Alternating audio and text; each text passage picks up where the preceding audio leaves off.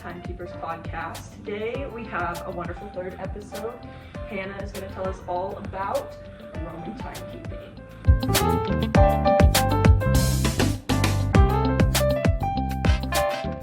Yes, thank you. Disclaimer before we get started, if my face looks a bit grotesque, it's because I went to the dentist today and they were not very nice to my mouth. And she's still here. I'm still here. Yeah, That just shows how dedicated I am. That's okay. Okay. Shout out to Cats. Yeah. She's our sponsor. Okay.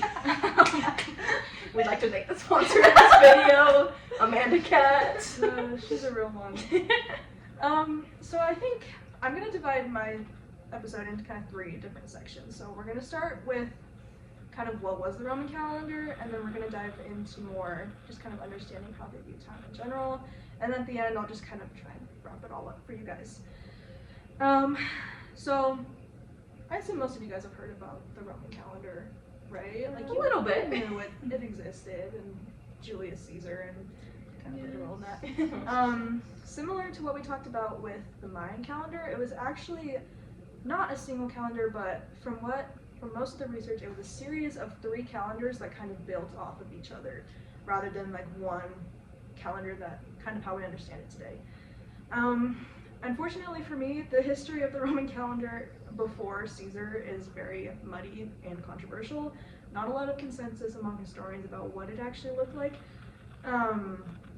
But we can have a basic understanding of what the 3 phases of the calendar were. So it started with the early Roman calendar by Romulus, who was the founder of Rome. And then it transformed into the Roman Republic calendar and eventually the Julian calendar, which, as you all know, Julius Caesar. So I didn't do much research on the Roman Republic calendar. I more wanted to learn about Romulus and Julius and see what they had to say about it. So Romulus, founder of Rome, he created a calendar. It consisted of 10 lunar months, so pretty close to what we have now with, you know, how like the full moon comes usually once every month, except for there's always exceptions to everything for some reason. It's close. It's Yeah, almost it's there. cose enough. I mean, yeah. Is it a 20-day cycle? Yeah, it's like, you know. Was it 20? I don't know. I could be wrong. I feel like I'm supposed to be connected to the moon because I'm a woman, but I just, like, I've never. Yeah. And Sometimes I just am not. I just don't keep track that way. Anyway, that's not relevant. Keep it in. Keep it in the podcast, Maggie. It is also thought to be equivalent to the period of human gestation, which I guess does actually tie to the whole womanhood thing. So that's interesting. And to the Mayan calendar. To the Mayan calendar, Yeah. because I guess a lot of these early timekeeping things, they tied it to human life, which is interesting that we kind of strayed away from that later, but maybe we'll get to that. And then a lot of the original months, we still use those today. September, October, November, December, all of those prefixes are number prefixes. So, and then for some reason, January and February are named after Janus, the Roman god of something, and February is named after the Roman word februare. I don't really know how to say it, but it's the month of purification. So that's interesting. It's okay also, because it's a dead language, so nobody knows how to say it. Nobody knows. Exactly. I'm not being insensitive to that. It's okay. The Romans are mad. I'm sorry if I made you guys upset. I promise it wasn't intentional. It's Yeah. And then, okay, so we fast forward, I don't know, probably a couple hundreds or thousands of years to Julius Caesar. And he actually worked with a Greek astronomer named Sosigenes of Alexandria to create calendar reforms. Probably because, like I said before, the calendar beforehand wasn't super structured. And so as societies progress, they kind of tend to want to structure their calendars a bit more. Obviously, they couldn't completely abandon the tradition of the original calendar, and so that gave us the first leap year. Fun fact, the name August actually comes from Augustus, who later had to amend an error with the calendar. So he took a day away from February to create his month so that it would be equal to July, which is the month named after Julius. So I That's think funny. Right, Oh, honestly. that's why. Okay, this makes sense. Yeah, so now I did July see a thing and that that's why August. everything got, like, September should be the Ah. 7th month, and it was literally just That makes sense. Julius Caesar and Augustus Yeah. wanting to be involved. These Which is men. real. So that was a fun little answer to a question I've always had of why August and July both have 31 months, but for some Yeah. reason February only has 28. Mm-hmm. As a person born in February, I've always been a little bit salty about that. Or yeah. I've always done like this thing to Yes, help I you was remember just how gonna many say. days. I was like counting them like, oh yep, July and then Yeah, August. I got Yeah. it. Go ahead. Yeah, and so you can tell, like, your knuckles are the Yeah. 31 January, day, February, and March, then since these line April, up, that's June, July and August, both August. 31. Do you guys think that one day they're gonna do like, how do they understand time in the United States? And they're gonna be like, well, they actually use their I to remember each day. Oh my gosh, that would be so cool. That would make us sound so much better than we actually are. Like, you get to be like, wow, the Mayans have these such cool, like, circles and ways of thinking about it, and also the Americans. It's based on their hands. Yeah, it's not like I just check my iPhone. Exactly. Oh, yeah. What day here it is. Yeah. Cross your fingers and hope. Or even clocks, like we don't have to use analog clocks anymore, digital.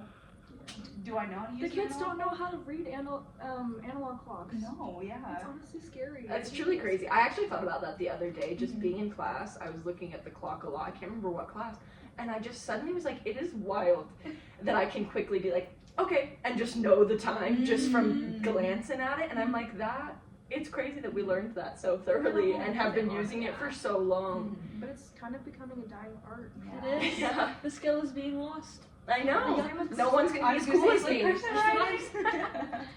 Anyway, keep getting off track this episode, but I'm having so much fun. Okay, so obviously the calendar wasn't the only way that those people conceptualized time. Like we talked about with the Mayans and the Chinese, there are other ways that people tracked time more individually. The funny thing about Rome is it didn't come up with a lot of its own ideas, which is a trend we kind of see later in European history. They were heavily influenced by other Mediterranean cultures, especially Egypt. They used sundials, and according to a couple of my sources, they used them incorrectly for a long time. I don't know. And good for them. Yeah. I mean, I'm sure I've read the analog clock wrong a couple of times. More than a couple of times. You know what? That's fair. Guess I can't judge them too harshly. And then, different professions or different groups of people would measure time differently. So, like farmers would probably use something that had to do with the sun. And, if you worked inside, you would have a different way of keeping time. Let's see. So the three main timepieces that I was interested in this assignment was the sundial, the clepsydra, and an obelisk. You guys have probably seen these. It's like giant Yeah. like stone Yeah. pillars. Mhm. And I'm gonna talk about more of those in a minute. So sundials were usually used in like public spaces rather than individual households. And then a clepsydra utilized regulated water flow, an idea they stole from the Greeks, and was more consistent than the sundial because it didn't depend on shifting latitudes and seasons. So I guess if you're using water rather than the sun, which moves positions in the sky throughout the year, it was more consistent that way because I don't know how exactly the water flow worked.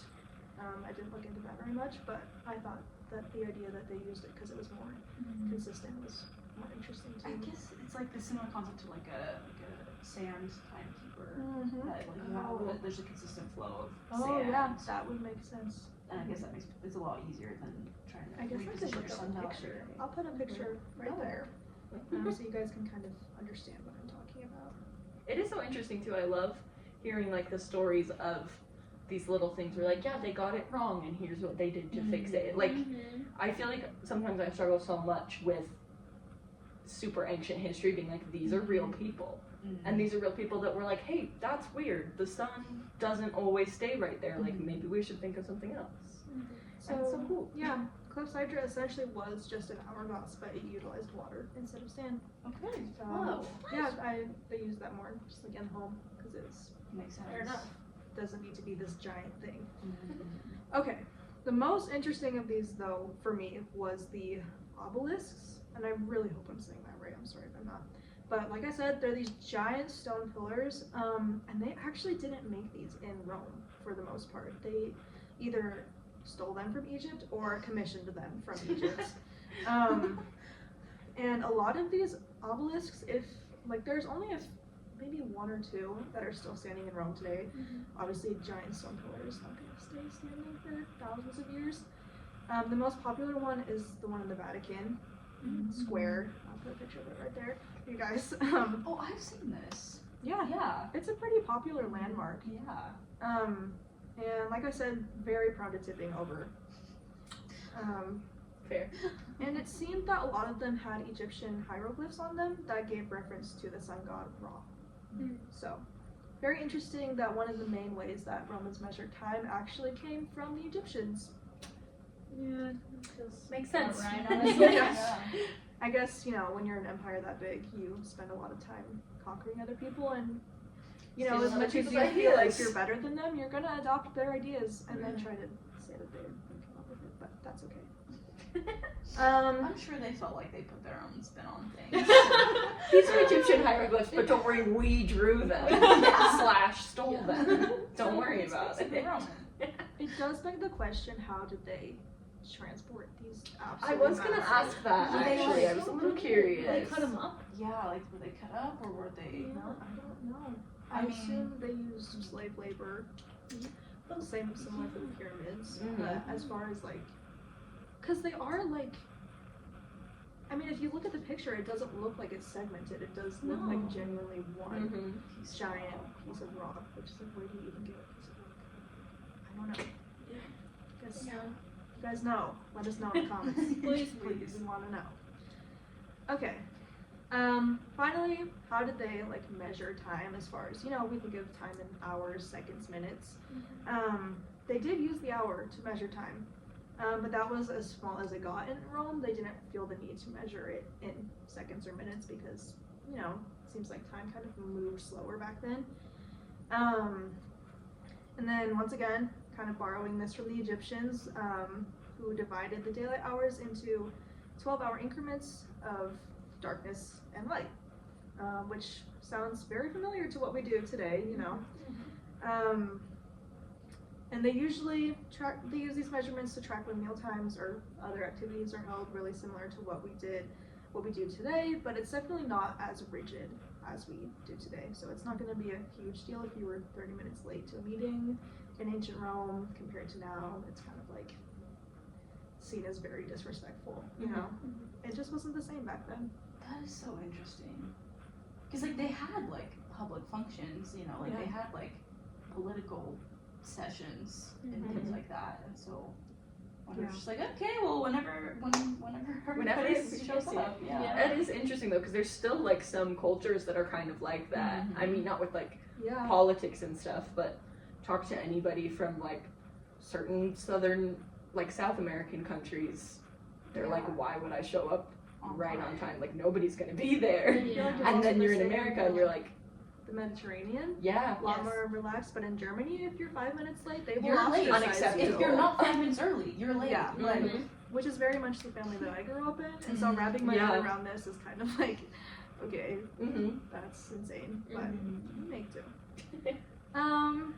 Yeah, and so that's kind of the basic gist of how they kept time in Rome. I think the big takeaways from that is, obviously their methods were imprecise, but that didn't seem to be a big deal to them quite yet. Which does change, as we will see in Ella's episode next week.